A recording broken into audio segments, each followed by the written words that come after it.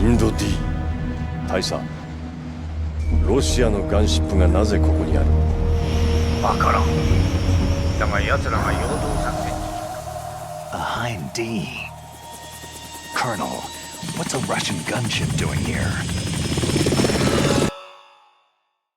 Excellent, Snake.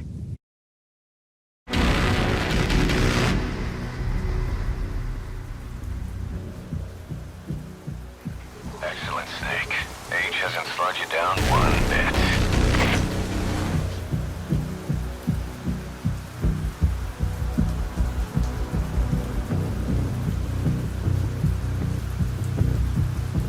With the coming release of Hideo Kojima's Death Stranding the Director's Cut, it seems the 2019 title's definitive edition is at hand.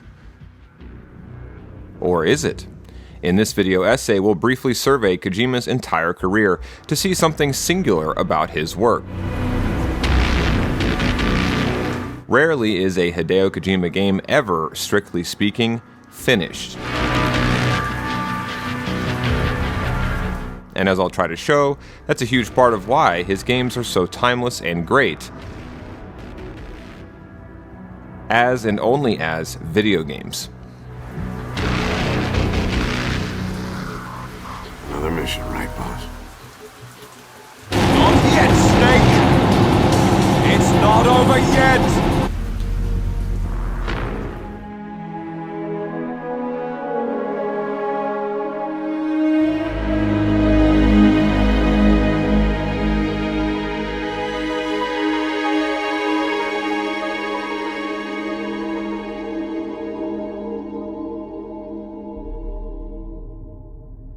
Many times, Kojima has joked he could never make it as a film director. And the reason is endless revisions. 本来はもう完璧主義者であったはずなんですけど、ゲームっていくら完璧に作ったとしてもインタラクティブなんで、ユーザーが最後自分で完成させるんですよ。ゲームっていろんな遊び方をするんで、それを考えると、僕らができるのはここまでっていうラインがあって、だからこそ商品ができるんですよ。で、もともと僕は小説とか書いてた頃もありましたし、映画も撮りたかったんですけど、そうなると自信はないです。完成させる自信はずっといじってるかもしれないです。ゲームだからこそできるというか、ゲームだからこそこれ以上はこだわっても、どうしようもないっていう限界みたいなのが見えてくるので。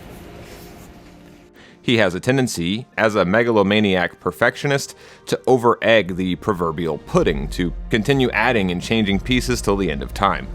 What makes this actually work for, say, directing video games as opposed to film, is there is no one definitive version in this medium. There are as many different versions as players, whose decisions shape our own overall path. In an old master painting, we looked at a painting or a sculpture and it told a story, and we looked at it, and we weren't part of it, but we interpreted it. In contemporary art, the art of this century, the viewer is a 50-50 participant with the artist, because the artist expects us to project ourselves into the work, to become part of it, intellectually, emotionally, even physically. Look up, please.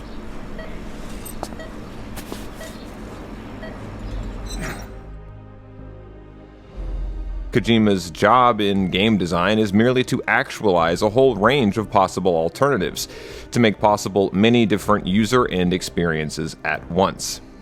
Many different director's cuts.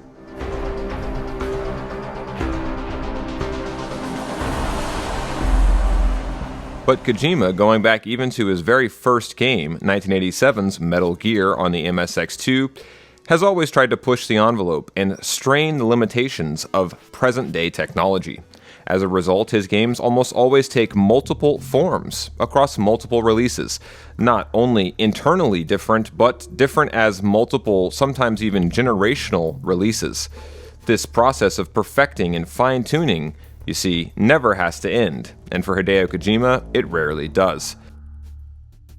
Technological expansion rapidly makes possible today what was impossible only yesterday, and Hideo Kojima games are nothing if not perennially and persistently cutting edge. Revolutions.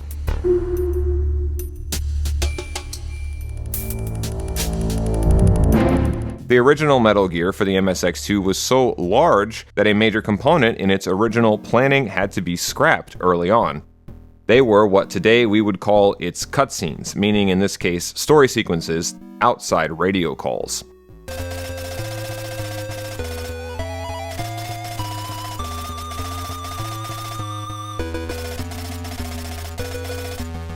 Originally, Metal Gear would have been full of similar cutscenes like this. One of the only such cutscenes to survive was the ending one, the showdown between Snake and Big Boss. And even worse, thanks to English's larger data set at the time as a language, there wasn't room in the English version for even some of the radio calls of the original game. The full translation of Metal Gear 87 was not completely playable in the West until a remake for Japanese cell phones in the build-up to MGS3 Snake Eater, which released in 2004. Remakes of both Metal Gear 1 and its follow-up, also for the MSX2.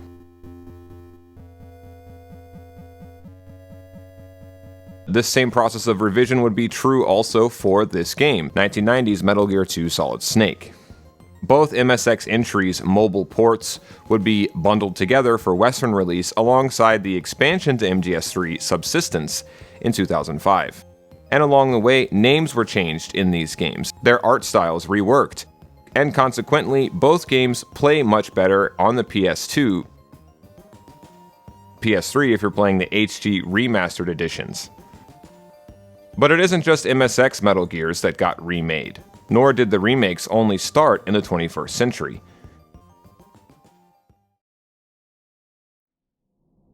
Setting aside the god-awful NES port of Metal Gear in 1988, maybe no Kojima game to date has changed more across its multiple releases than his second ever project, one wedged between the first two Metal Gears.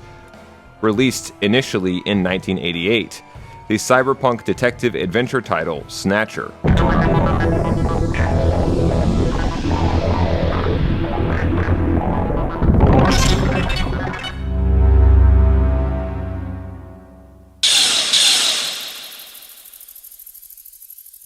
After its 1988 debut on the PC-88 platform, the game would see several complete overhauls, and even what may be a truly unique case of a game changing genres and growing a Chapter 3 conclusion to its storyline only after doing so. I refer to SD Snatcher, Snatcher's RPG demake, also released the same year as Metal Gear 2 Solid Snake, 1990, and for the same platform, the MSX2. The definitive edition of Snatcher, the TurboGrafx 16 or PC Engine remake, did not debut until as late as 1992. And the Western world would only play a Sega CD port of this definitive edition from 1994. And then there was the project between the end of Metal Gear in 1990 and the start of Metal Gear Solid in 1998, PoliceNauts. First unveiled in 1994 with a final release, a definitive release perhaps, a director's cut, on the Sega Saturn in 1996, PoliceNauts would not wind up in this definitive state on the Saturn until swapping art styles, render methods, and gaining CG 3D. As well as light gun accessory, new content, and even a glossary.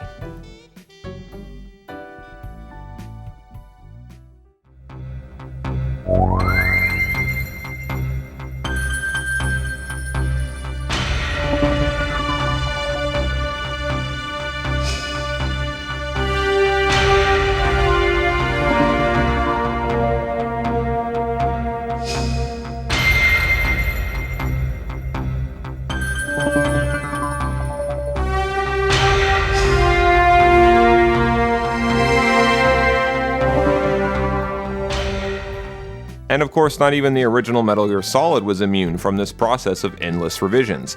In fact, it may have been the point at which multiple simultaneous versions became an intentional signature Kojima design conceit.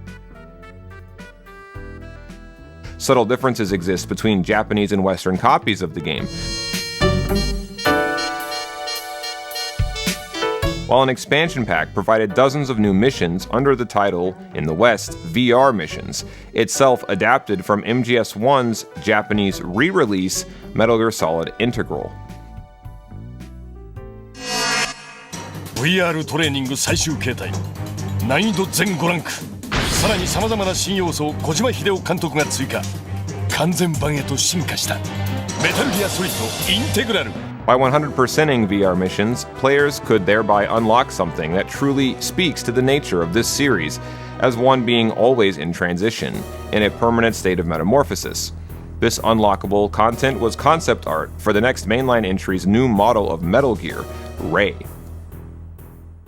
Ray's game, 2001's Metal Gear Solid 2 Sons of Liberty, may have been the first Kojima game to be fully realized the first time around, technically speaking. MGS2 lacked some of the problems that had plagued prior projects of his, like size and compression.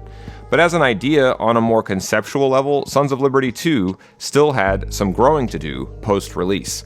It needed more gameplay in the form of more VR missions and other similar add-ons, and by jumping to Xbox, as it did in 2002, MGS2 could elevate the series beyond this era's petty console wars, by appealing to a completely different player base. The result was substance, first for the Xbox in 2002, then itself reported back onto the PS2 by 2003.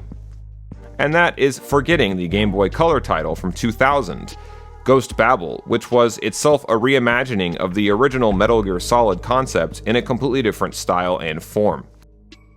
Substance was followed after 2004's Metal Gear Solid 3 Snake Eater by that game's expansion, 2005's Metal Gear Solid 3 Subsistence. This expansion pack added online mode and other bonuses, as well as completely changing the camera system to better meet player demand. And though MGS4 only debuted once in 2008, the multi-game, multi-platform era, known roughly as MGS5, which of course was the last era Kojima would make Metal Gear, lasted 5 years, spawning 3 games of very different tone and style. Yet these 3 games, Peace Walker, Ground Zeroes, and The Phantom Pain, were nonetheless still essentially 3 varieties of the same underlying idea. I am not the builder, I am the architect. Ishmael, Moby Dick by Herman Melville. Okay, so we've established that Kojima's games typically span several iterations, so what? Well, this is where it gets more abstract, but just bear with me. The theme of incompleteness itself became over the years more and more central to Kojima's oeuvre. This was due to unique qualities, both of the creator, but also his wider medium, video games. Because games are experiences we as much co-author as observe like an audience, like how I began, results by design are bound to vary, to disclose multiple possibilities, with no one single linear style definitive resolution or version. There are additionally political and philosophical dimensions to this, but I don't think that the specifics there really matter for our purposes here, so much as their general existence. These thematic and socio-political extensions to Kojima's signature incompleteness have only gotten more pronounced, more integral to the story and gameplay, culminating in Death Stranding and its primogenitor, of course, Metal Gear Solid V: The Phantom Pain. And it's worth noting that while some fans refer to this game as MGS-V, others call it MGS-5. Is it V or is it 5? This question will never have a definitive answer. This game will never have a single definitive version or interpretation. This will need to be a much larger video topic all by itself, but if we consider The Phantom Pain, we'll see how incompleteness really became, with this game, fundamental to Kojima's, for lack of a better word, genius. The Phantom Pain's secretly a revolutionary new kind of open-world espionage action whereby the fundamentals of spying, as in gathering raw intelligence and then deciphering that intel, became tethered to the core gameplay, applying the fundamentals of sandbox game design.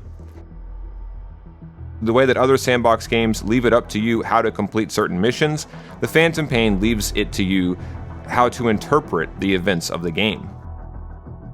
Phantom Pain deliberately leaves many of its questions permanently obscured and struck many as unfinished. Not because it was unfinished, not because it really had no ending or story, but because the Phantom Pain got out of our way as we were in the process of coming up with our own. What does it all mean? That's what we're here to find out. Yeah, right. If we really need to know, the truth will reveal itself. Even if it's ugly. Now do you remember who you are? What you were meant to do?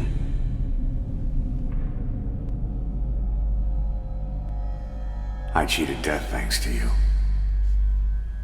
And thanks to you, I've left my mark. You have too. You've written your own history. You're your own man. I'm Big Boss. And you are too. No, he's the two of us together. Where we are today, we built it. This story, this legend, it's ours. We can change the world and with it the future. I am you and you are me. Carry that with you wherever you go. Thank you, my friend. From here on out, you're Big Boss. It's because the game is quote-unquote unfinished that it remains so engrossing, exciting, and even relevant 6 years on. It's a spy story we experience our way, unlike maybe anything ever before in this medium. Only time will tell what kind of changes will come with the director's cut of Death Stranding, but with its coming release, clearly Kojima's work remains, as ever, a work in progress. In a word, Excelsior, always striving forward and further and upward and deeper into darker waters unknown. Until next time, boss.